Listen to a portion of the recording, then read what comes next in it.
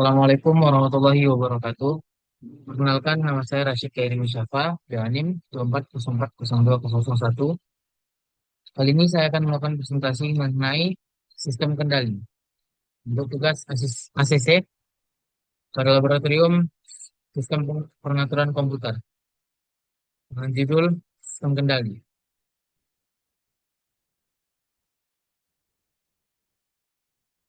Pada slide ini, apa itu sistem kendali?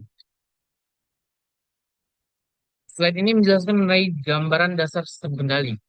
Eh, Sistem kendali adalah mekanisme yang mengatur sebuah proses supaya hasil akhirnya sebuah nilai yang kita inginkan. Nilai ini disebut set point.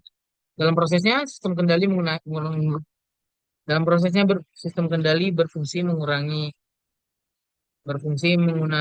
error atau perbedaan antara output yang terjadi dengan output yang diharapkan. Ada dua jenis utama dari sistem kendali, yaitu open loop.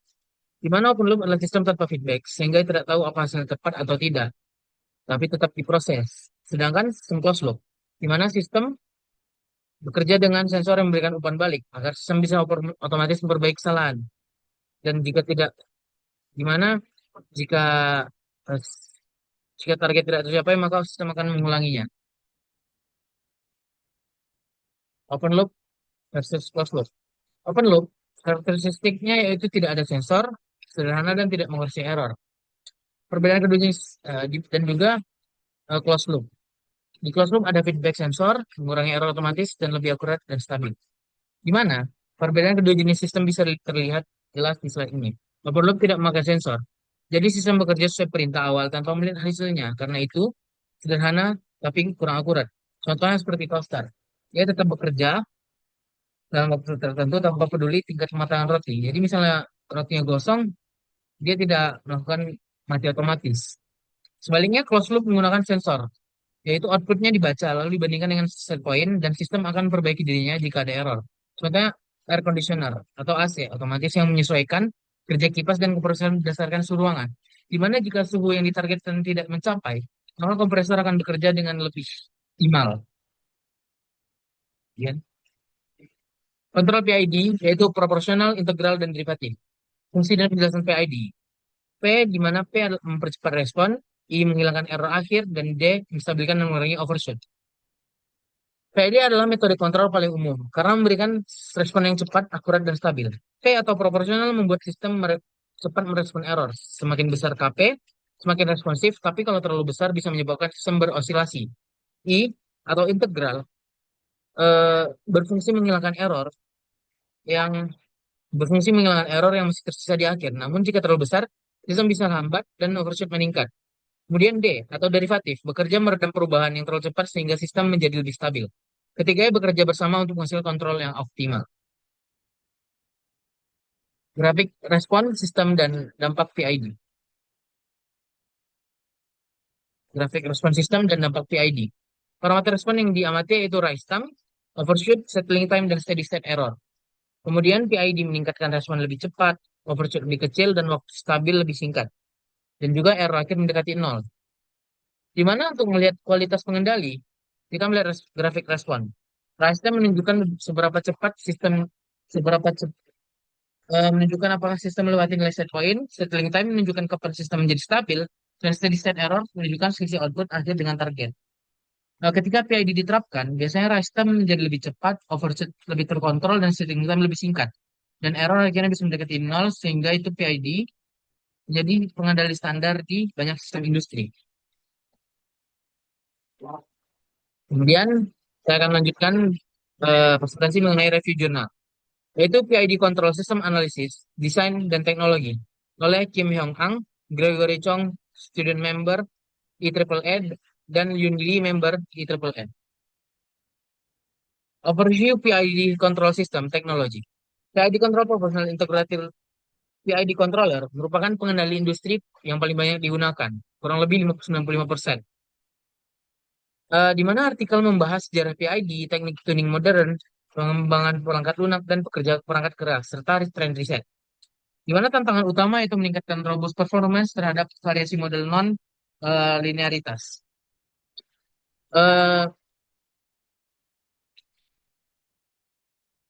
pada slide ini mengenai review jurnal,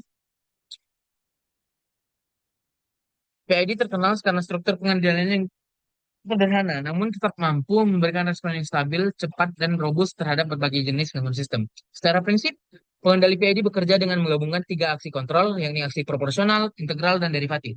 Ketiga aksi ini berfungsi saling melengkapi sehingga mampu mengurangi error secara cepat, meniadakan steady state error, dan meningkatkan stabilitas sistem. Jurnal yang saya bahas memberikan tinjauan sejarah bagaimana PID berkembang, dari teknik kontrol berbasis eksperimen hingga menjadi salah satu pilar utama sistem kontrol modern. Dalam konteks teknologi, PID tidak hanya diterapkan pada sistem sederhana, tetapi juga berfungsi dalam berbagai aplikasi kompleks seperti otomatis industri, robotika, sistem energi, dan proses kimia. Hal ini membuat pemahaman akan karakteristik dasar PID, termasuk kelebihan dan keterbatasannya, menjadi sangat penting. Jurnal ini memberikan landasan konseptual yang kuat untuk memahami bagaimana PID tetap relevan, meskipun teknologi kontrol telah berkembang pesat, termasuk munculnya kontrol cerdas seperti fuzzy dan neutral network. Dengan demikian, overview ini menekankan bahwa PID bukan hanya pengendali klasik, tapi juga teknologi yang terus berevolusi, mengikuti perkembangan kebutuhan industri dan perkembangan ilmu kontrol modern. Metode metode tuning dan implementasi komersial. Metode tuning populer, EMC atau lambda tuning, yaitu metode paling banyak digunakan pada software komersial. Kemudian Ziegler-Nichols, dan Cohen-Kuhn. Metode klasik berbasis eksperimen. Kemudian ARCS model tuning, digunakan pada PID Tune engine atau engine soft. Kedua, implementasi komersial, yaitu banyak software berbasis Windows dan MATLAB, sebagian mendukung versi online seperti DDI, OPC, oleh COM dan DICOM. Kemudian banyak paten dari industri, yaitu 64 paten di AS tentang tuning otomatis dan self-adaptive PID.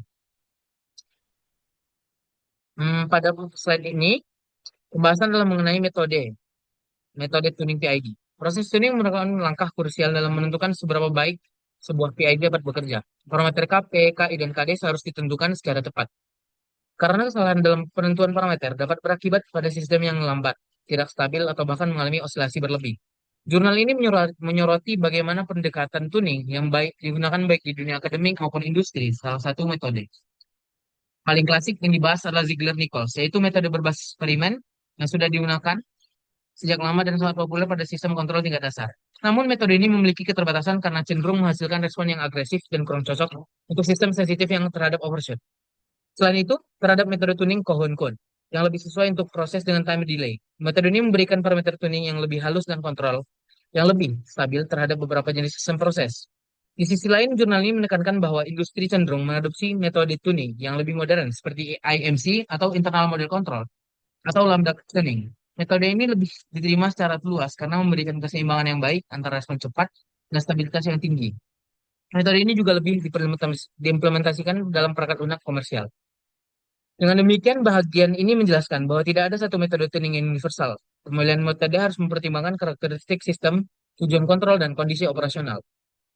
Lalu, tren teknologi dan kesimpulan. Tren teknologi PID yaitu munculnya PID self-tuning dan adaptive control. Integrasi dengan teknologi cerdas, fuzzy, neutral network. Penerapan di embedded system dan onboard controller. Kesimpulannya, tidak ada metode tuning yang universal. PID masih dominan di industri karena kesederhanaan, keandalan, dan kemudian implementasi. Kemudian perkembangan tuning otomatis dan integrasi software memperkuat masa depan PID. Eh, s- Jurnal ini mencatat bahwa peningkatan jurnal paten PID dalam industri menunjukkan bahwa inovasi pada pengendali PID masih sangat aktif. Banyak perusahaan yang masih mengembangkan modul perangkat keras PID yang semakin kompak, cepat, dan hemat energi, sehingga cocok diterapkan pada sistem embed dan sistem kendali onboard. Secara keseluruhan,